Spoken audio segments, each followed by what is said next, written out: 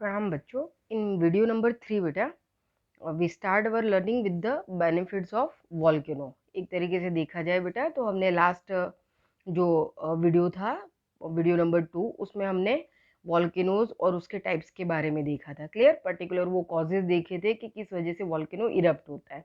अब यहाँ पे बेटा बेनिफिट्स के बारे में देखते हैं। एग्जाम में कई बार आपको ये क्वेश्चन बेटा 2-3 तरीके से पूछा जाता है कि what benefits would you get if you live in a volcanic region. अगर आप वॉल्केनिक रीजन में रहते हैं तो आपको किस तरीके के बेनिफिट्स मिलते हैं। या फिर एक इस तरीके से भी सिंपली पूछते हैं कि state the benefits of a volcanic eruption. Volcanic eruption के जो है बेनिफिट्स बताइए। तो आंसर सेम एज ही बेटा, कोई उसमें बहुत चेंजेस लाने की ज़रूरत नहीं है। आपके वर्कबुक वगैरह में भी ये क्वेश्चन 2-3 तरीके से पूछे गए हैं और यही आंसर है। देखो आपके टेक्स्ट बुक में कम्प्लीटली 2 पैराग्राफ्स दिए हैं, छोटे बड़े। इन पैराग्राफ्स में वो क्लियरली आंसर्स आ जाते हैं। आप इनको पॉइंट में कन्वर्ट कर लीजिए और आराम से उस आंसर को लिखिए। देखो क्या लिखा है कि volcanoes have a certain benefits to the fertility of the land increase due to lava. The agriculture production is very good due to the fertile land in Java and Sumatra as it is a made of lava. Clear बेटा, हम already जानते हैं कि जब volcano erupt होता है बेटा तो उसके साथ जो है लावा स्प्रेड होता है। बराबर, ये लावा शुरुआत के टाइम पीरियड में बेटा एक तरीके के फायर बॉल्स की तरह होता है। वो जो पर्टिकुलर लिक्विड मटेरियल होता है वो बहुत मतलब एक तरीके से देखा जाए तो वास्ट एरिया में स्प्रेड हो जाता है और धीरे धीरे पर्टिकुलर वो कूल्स डाउन होने लगता है।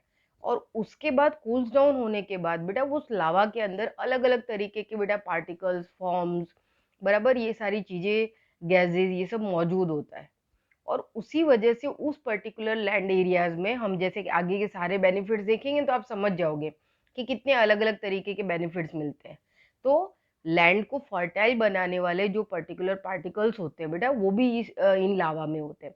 जैसे कि यहाँ पे हमको एग्जाम्पल दिया है कि जावा एंड सुमात्रा, बराबर, ये पर्टिकुलर आइलैंड ग्रुप जापान के पास के जावा एंड सुमात्रा बेटा, ये जो आइलैंड्स हैं यहाँ पे देखो तो बहुत ही मतलब फर्टाइल लैंड है।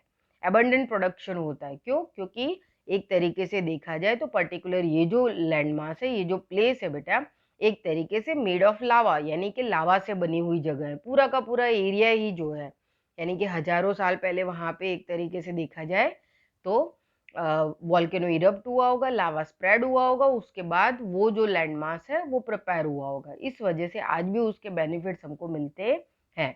मेनली क्या होता है बेटा कि the potassium rich soil from the volcanic residuals help the farmers to obtain the abundant crop production.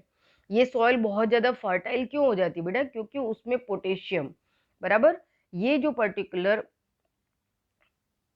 यहाँ पे हमको दिख रहा है ना, पोटेशियम, ये इसका एक तरीके से देखा जाए तो बेटा जो सॉइल है उसके अंदर इसमें इंक्रीजमेंट होता है, उस वो बढ़ावा करता है, जिसकी वजह से सॉइल की फर्टिलिटी क्या होती है बेटा? बढ़ती है। और जब सॉइल की फर्टिलिटी अगर जमीन जो है बेटा बहुत उपजाऊ बनेगी बेटा, एक तरीके से रिच फॉर्मेशन होगा उसका, तो जो वहाँ पे एग्रीकल्चर प्रोडक्शन होगा वो भी क्वालिटी बेस्ड, यानी कि कोई भी अगर जमीन बहुत उपजाऊ और अच्छी है बेटा तो वहाँ पे किस तरीके का की खेत पैदाश होगी जिसकी क्वालिटी बहुत अच्छी होगी, है ना। हम जैसे कि अगर हम सब्जियों का भी एग्जाम्पल ले लें तो हम अगर मार्केट में सब्जी लेने जाते हैं बेटा तो कई तरह की सब्जियां मिलती हैं। अगर हमको कुछ भी खरीदना है सब्जी में, कोई एक आध पर्टिकुलर नाम सेलेक्ट कर लो कि मान लो हमको भिंडी लेनी है या बैंगन लेना है, कुछ भी ऐसा लेना है, लेकिन आप देखोगे कि उसी लॉरी पे आपको 2-3 तरीके के बैगन मिल जाएंगे, है ना। क्यों? क्योंकि उनकी क्वालिटी में फर्क है, बराबर। और क्वालिटी वाइज उनको उनका जो है प्राइस भी हम पे अप करते हैं। ज़्यादातर हम कोशिश करते हैं कि जो क्वालिटी में सबसे अच्छा है उसी चीज़ को हम खरीद के खाएं। क्यों? क्योंकि फिर उन्हीं में से तो हमको न्यूट्रिशन मिलेगा। तो यहाँ पे जो पोटेशियम रिच सॉइल है बेटा वो कहीं ना कहीं सॉइल की फर्टिलिटी को बढ़ाती है और फार्मर्स के लिए काफ़ी हेल्पफुल है। और इसकी वजह से उनको एबंडेंट क्रॉप प्रोडक्शन होता है। अब ये फर्स्ट हो गया, बराबर, क्लियरली एक फर्स्ट बेनिफिट आपने क्लियर किया, हमने देख लिया। अब सेकंड बेनिफिट पे आ जाओ कि the hot water spring in the areas of the volcanic have a germ killing property and that cures the skin disease. देखो बेटा, हॉट वाटर स्प्रिंग यानी कि गर्म पानी के बेटा एक तरीके से झरने, स्प्रिंग, ये वॉल्केनो रीजन्स में बेटा निकल कर आते हैं, बराबर, क्योंकि ये बड़े बड़े छोटे मोटे हीप्स और पहाड़ों की तरह का लैंडमास बन जाता है कई बार। तो इसमें छोटे-छोटे झरने भी फूट के आते हैं, जो गर्म पानी के झरने होते हैं। तो वो जर्म किलिंग प्रॉपर्टीज़ होती है बेटा उनमें। यानी कि एक तरीके से देखा जाए तो जर्म्स को, बैक्टीरियाज़ को मारने की उसके अंदर एक तरीके की बेटा अपनी एक उनके अंदर एक स्पेशलिटी होती है उस तरीके के पानी में। और जिसकी वजह से बहुत सारे स्किन डिज़ीज़ हैं बेटा, उसको कर्स किया जा सकता है, उसको मिटाया जा सकता है, बराबर? तो बहुत सारे जैसे स्किन के पेशेंट्स हैं बेटा, वो ऐसी जगहों पे जाते हैं, दुनिया में ऐसी 2-3 बहुत सारी मशहूर जगह हैं जहाँ पे वोल्केनिक स्प्रिंग्स हमको देखने को मिलते हैं और लोग अक्सर वहाँ पे जो स्किन के पेशेंट्स होते हैं ना बेटा जाते हैं वहाँ पे और कहीं न कहीं उन झरनों में एक तरीके से बाथ लेने की वजह से क्या होता है कि उनकी जो स्किन है वो काफ़ी मतलब एक तरीके से देखा जाए तो जर्म किलिंग मटेरियल्स उसमें होने की वजह से, प्रॉपर्टीज़ होने की वजह से वो उनके लिए काफ़ी फ़ायदेमंद, बेनिफिशियल साबित होती है। जैसे अपने गंगा नदी का पानी कैसे बोलते हैं लोग कि बैक्टीरिया नहीं होते गंगा में, कितनी समय तक आप गंगा का पानी रख लो, गंगा के पानी में कभी भी कीटाणु नहीं पड़ते। तो गंगा के पानी में भी बेटा ये एक तरीके की प्रॉपर्टी हमको देखने को मिलती है, जिसकी वजह से गंगा के पानी में कभी कीटाणु पड़ते नहीं है। इतना पॉल्यूशन हो जाने के बावजूद भी आज भी वो एक तरीके का उसका जो एक बोलते हैं ना वर्च्यूज़ जो है, वो अभी भी हमको देखने को मिलता है। अब यहाँ देखो बेटा जैसे कि एक एग्जांपल अगर ये हॉट वाटर स्प्रिंग है ना बेटा ऐसे ही आपने डेड सी का नाम सुना होगा ना 6th स्टैंडर्ड में पढ़ा था डेड सी के बारे में। डेड सी में बेटा ऐसा होता है कि एक तो पहली बात तो डेड सी में उसका नाम इसलिए डेड सी है क्योंकि वहाँ पे कोई डूबता नहीं है। क्यों? क्योंकि जो वाटर है वो वाटर की जो बोलते हैं ना कि परत होती है, एक मोटाई होती है, पानी पानी भी पतला और मोटा होता है बेटा। तो उसकी जो एक तरीके से देखा जाए बेटा तो जो वो इतना मोटा है, वो इतना थिन है एक तरीके से देखा जाए तो कि इंसान उसमें डूब नहीं सकता है। पानी का अपना इतना ज़्यादा वज़न है कि इंसान उसमें डूब नहीं पाता है। और दूसरी स्पेशलिटी ये है कि वो पर्टिकुलर जो कोस्टल रीजन एरिया है डेड सी के आसपास का, वहाँ पे जिस तरीके की मिट्टी है समुद्र के आसपास, लोग माना जाता है कि वहाँ पे भी लोग जाते हैं। आप ये डिस्कवरी साइंस पे देखोगे ना तो बड़ा कई बार दिखाते हैं कि वहाँ पे लोग जाते हैं तो पहले वो मिट्टी का लेप अपने पूरे शरीर पे लगा लेते हैं।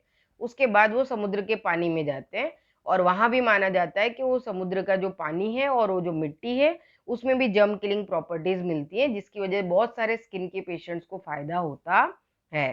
तो ऐसे तो बहुत सारे बेटा अलग-अलग तरीके के ज़ोन हैं और उनकी कुछ अपनी स्पेशलिटीज़ है, तो यहाँ पे हम वोल्केनोज़ की बात कर रहे हैं। अब इसके बाद देखो ये सेकंड नंबर का बेस्ट हो गया, अब थर्ड नंबर पे आ जाते हैं। At a lower depth from the surface of the earth, certain minerals like mercury, tungstens, tin plating, zinc, aluminum, etc. can be obtained easily due to the volcano. Volcano zone में बेटा ये सारे के सारे जो मिनरल्स हैं हमको वो काफ़ी एबंडेंट वे में मिल जाते हैं, इसीलिए वॉल्केनो रीजन्स बहुत ही फायदेमंद साबित होते हैं। अब लास्ट नीचे शॉर्ट पैराग्राफ में आ जाते हैं कि the lava that cools down inside the went of extinct volcano turns into the diamond with the passage of time. The small rocks throw out during the volcanic eruption known as lapilli. पहले तो diamond की बात करते हैं बेटा, जो लावा rocks है धीरे धीरे बेटा कूल्स डाउन हो जाता है और वो जो पर्टिकुलरली एक तरीके से देखा जाए बेटा तो जो जोन बनता है, जो एरिया बनता है बेटा, वो कहीं ना कहीं वहां पे हमको डायमंड माइंस देखने को मिलती है ना। वो पत्थर जो बनते हैं बेटा ठंडे होने के बाद उसी में से हमको देखा जाए तो बेटा डायमंड्स मिलते हैं।